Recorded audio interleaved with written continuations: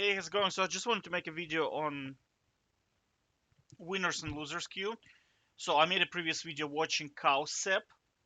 So he's Master Yi main, Grandmaster from Korea, right? And he believes in winners and losers queue. He calls it the coin flip, right? So this is another streamer. He is Uli. He's from EU West and he is top 4 Tryndamere. Well, he's top 4 players in the region. And he's Tryndamere main. Now, I watched his stream. He played 3 games, right?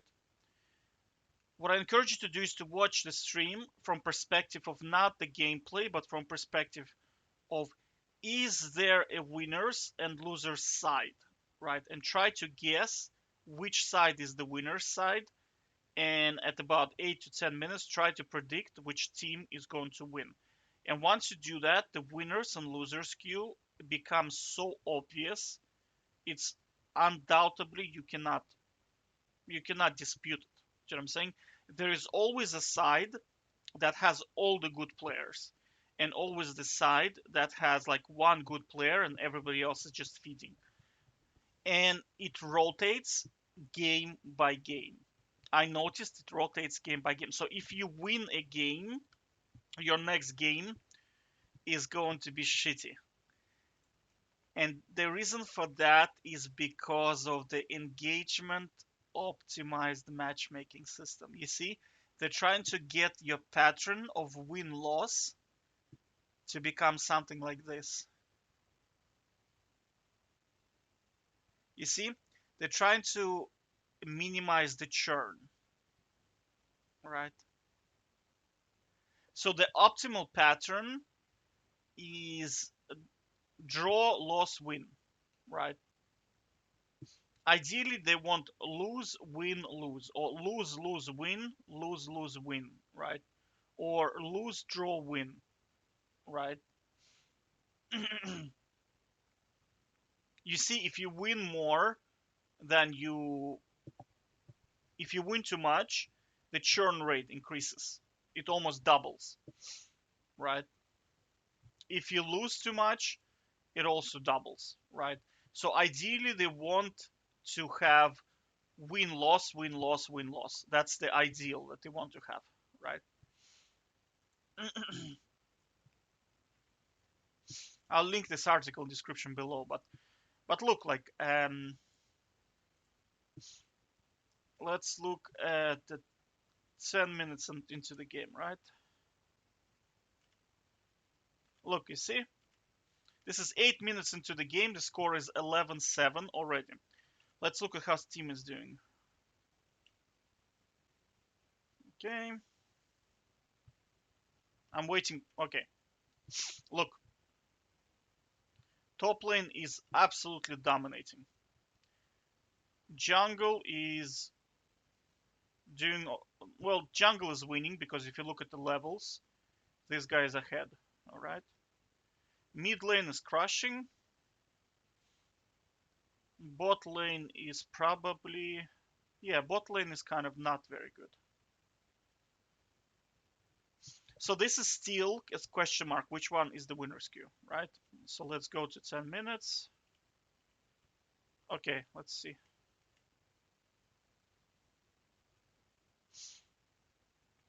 It's around like 10 minutes when you can actually see it, you know?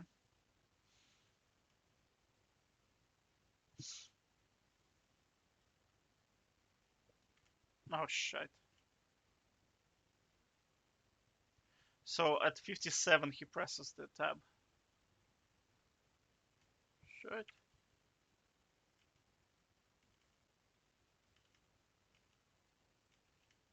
No! I missed it. Let me try again. Okay, 57.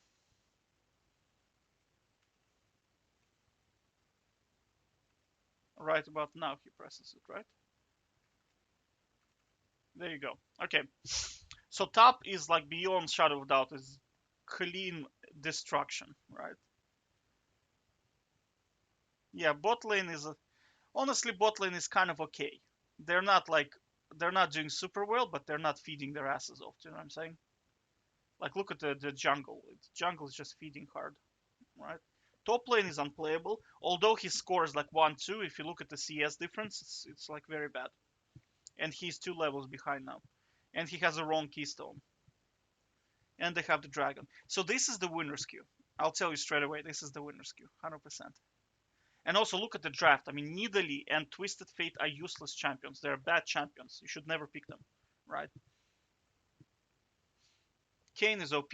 Tryndamere is okay. This guy is okay. This is OP. This is, well, this is okay. But this is, I don't like her runes, but I mean, all right. So I'm telling you, this is the winner's queue. And the streamer, which is Tryndamere, is going to win this game. Okay? Look, I guarantee he's going to win the game.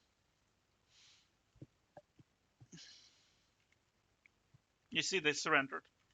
What was the score? Yeah, look at the score, 21-11.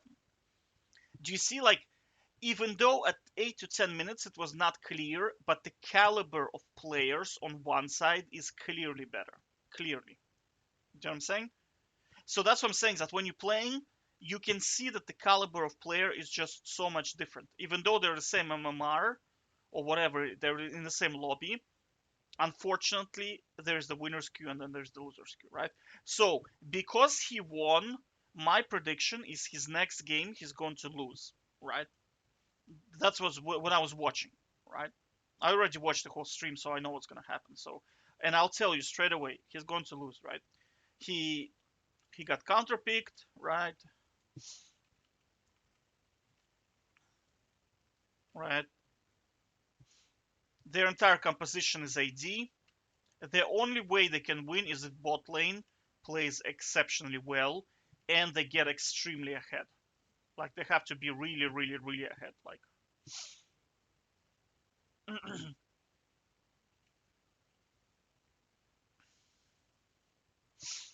but you see, this all of this is irrelevant because their team composition is so bad, right?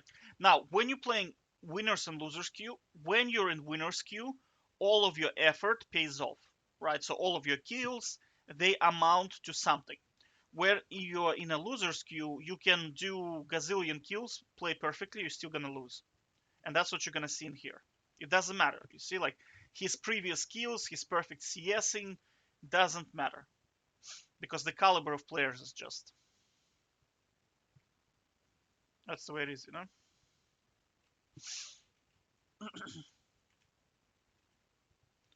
Look,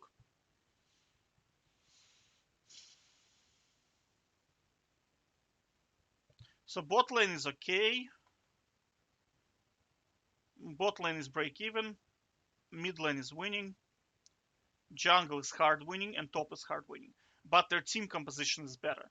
And that's expected that they're gonna be behind in the beginning, especially like Tristana lane.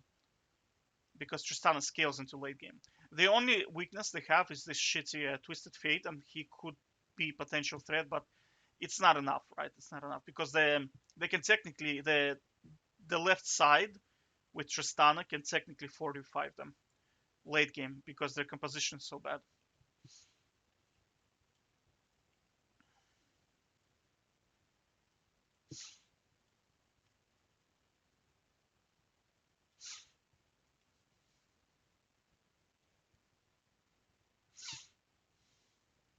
Well, you see, slowly, Malphite is getting back. Because when you play Tryndamere into Malphite, you can beat him up early game, but then he gets armor items, and then you become useless pretty much. If you're playing Tryndamere and they pick Malphite, you should dodge the game. You should not play. Because you are very, very team dependent. You become like team dependent. So you see he's now useless because Malphite just hard counters him. And of course they have so much crowd control. And Kayn hard counters Tryndamere as well. Their entire team comp, including Twisted Fate, is good against Tryndamere. Although I don't respect Twisted Fate as a champion, he's still good against Tryndamere.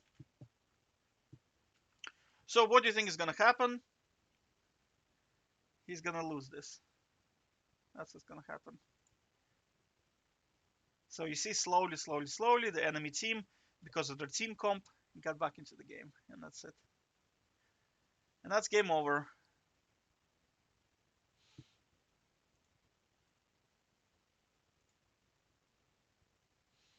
So you see the surrendered, right? So now the next game theoretically should be the winner's queue, right? So if you watch his stream, next game, lo and behold, 7 minutes in, they're 5-0 already. Does that make sense? Right? Do you have any questions that there is winners and losers queue, right? So do you see, like, by 7 minutes, he's already 5-0. How convenient, right after the loss, he gets into a lobby where his teammates are just so much better. Let's look at the score.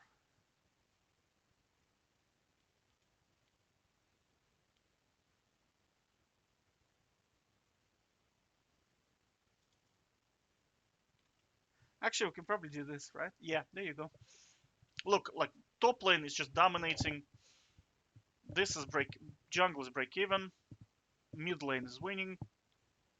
Bot lane is winning. Team composition wise,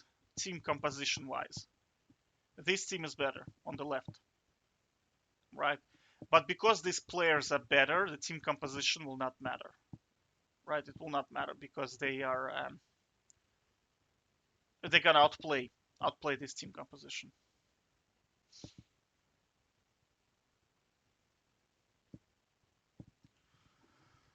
Yeah. Like if I was looking at the lobby, I'd pick this team to win the game, favorable to win the game, right? But because I know he is supposed to be in the winner's queue and his team is already playing well, I'd say this team is going to win.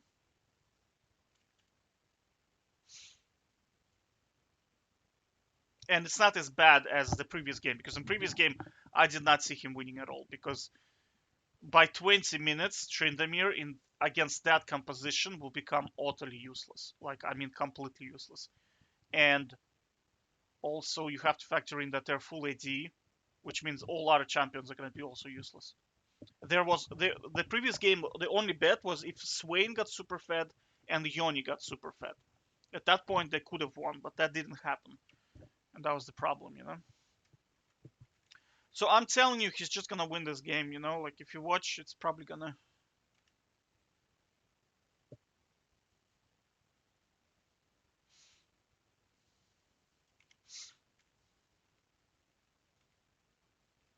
I'm trying to get him to tab, basically.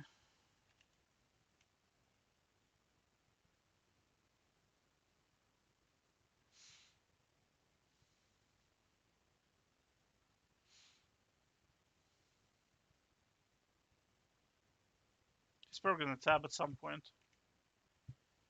Come on, press the tab.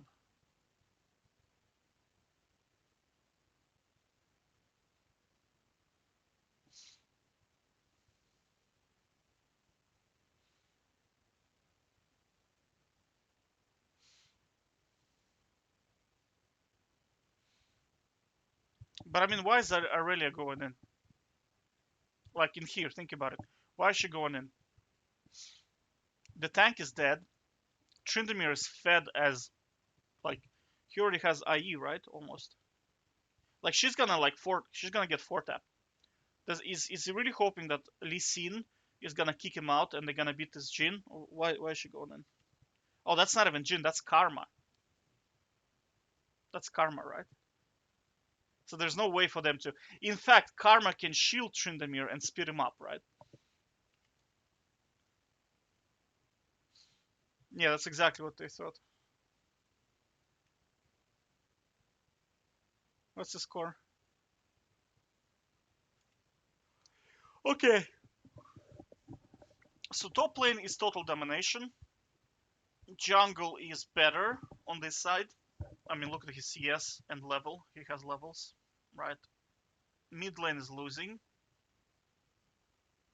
But honestly, Sylas is a better team fighter than Syndra. Because Syndra, all she has her ult, and I don't like her cooldowns. Her cooldowns are very, very high. So Sylas probably is favorable.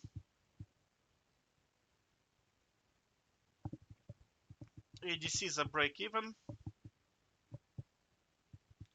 and supports. Nautilus is better support, and they have 2 dragons. Well, this is probably, I would say, close game, but these players are better. I think these players are better.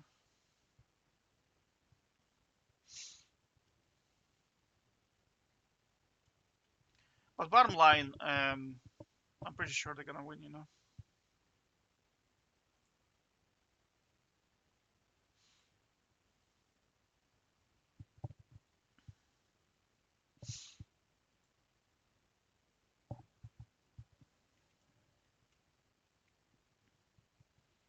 So you see, he forgot to ult, and his team wins the team fight. That's kind of when you know you're in the winner's queue. Because if you're in the loser's queue, you miss your ult, your whole team just dies for free, basically, because you are the only star. Do you know what I mean? Whereas in here, you see he misses the ult, and he still wins, right? Because he's in the winner's queue. And you see they do objective as well. That tells you you are in the winner's queue, right?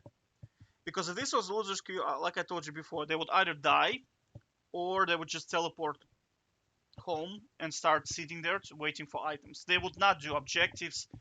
They would not clear jungle camps on the enemy side before they spawn, or they would overstay in the enemy base and die. That's kind of what they normally do. The feeders and the throwers. They are kind of they are there to make sure that you lose the game, like those guys, right? And that's what I said before in my video that proves that matchmaking is rigged. These are the guys that Riot loves. The the throwers, feeders. I call them throwers, right? Because it's very easy to achieve win lose, right? When you have those throwers, because if you put 3 of them on one team, that team is almost guaranteed to lose, right? Almost 100%. It's almost irrelevant what the player does, even if he goes like 50-0, because in League of Legends you cannot 1v5. Like you cannot be a champion and jump into 5 people and just beat them all up. Not in the current game, because there's too much. Like there are dragons, there's too much crowd control, there is Zonya, wombo combos. Like it's just not possible to do, right? So all you have to do to achieve this win loss rate is to find throwers, people who are guaranteed to make bad decisions. Things like, they're gonna walk into the enemy base, overstay, try to destroy um, the turret while everybody's spawned already and their entire team left. So there's like him and his support with no summoners, and for some reason they're thinking that hitting a turret and dying is worth it. So this is you know the guys I'm talking about. You know them. They die before the dragon. They die before the baron. They do not ward at all, right? Instead of pushing the lanes, instead of farming the lanes, they they try to walk into the enemy jungle and steal their like blue buff while they're like 0-7. Do you know what I'm saying? Like that's the guys I'm talking about. So you see, like you can see that these guys are good because they make good decisions. He misplayed and his team still carried. And as the enemy team got at a disadvantage, they went and they took objective. Do you see how they're behaving correctly? They're behaving correctly. So this is how I know he's going to win, right? And you see the enemy team, like the enemy team, he was pushing the lane, like he was pushing lanes, and the enemy team decided to contest the Baron. Even if they take the Baron, they're gonna lose the game. They traded Baron for losing the game. And you have to understand, in this scenario, his team, all they have to do is to prevent the enemy from going back. So they can even die for it, right? And that's exactly what his team did, right? You see, they're fighting the dragon, and now they're gonna int. His team is just gonna int right now. You see, they're all just inting to make sure that the enemy does not back. And look, you see Aurelia. She's not even paying attention to the map at all. Lo and behold, he just wins the game, and that's it. And look at the towers. I mean, look at the towers. Do you know what I mean? Now, not to take away from the streamer's gameplay, he's a very good player, but you also have to factor in that he's playing on the winning side, right? And his efforts, like good engagements, not making a lot of mistakes, are going to pay off because his teammates are going to assist him, right? They're not there to throw the game, all right? Whereas on this side here, when he was playing the other game, right? In here, it doesn't matter what he does because he's in the loser side and they drafted a shitty comp and they're not performing, right? So, like, he can go 20-0 in this game and he's still gonna lose because the caliber of players on the enemy team is just too good, right? I encourage you to watch streamers. Like, just you don't need to play, like, because when you're playing, you get into this mindset, you become tilted, you lose control. Humans uh, become angry when they cannot control, when they feel like they lost control, right? That's how humans rage, right? That's psychological, right? So in here, you're not in the game, you're detached, and you can see clearly what's going on, right? So I highly encourage you to watch streamers and try to answer the question, is there winners and losers side? And you will see that I'm correct. Most of the time, there's one side that is just clearly have all the best players, and the enemy team has usually one to two good players. Everybody else is a thrower, right? And why does that happen? This is because Riot uses engagement optimized matchmaking and is trying to create a pattern for your gameplay where it's win loss win loss win loss, because this will keep you playing. Okay,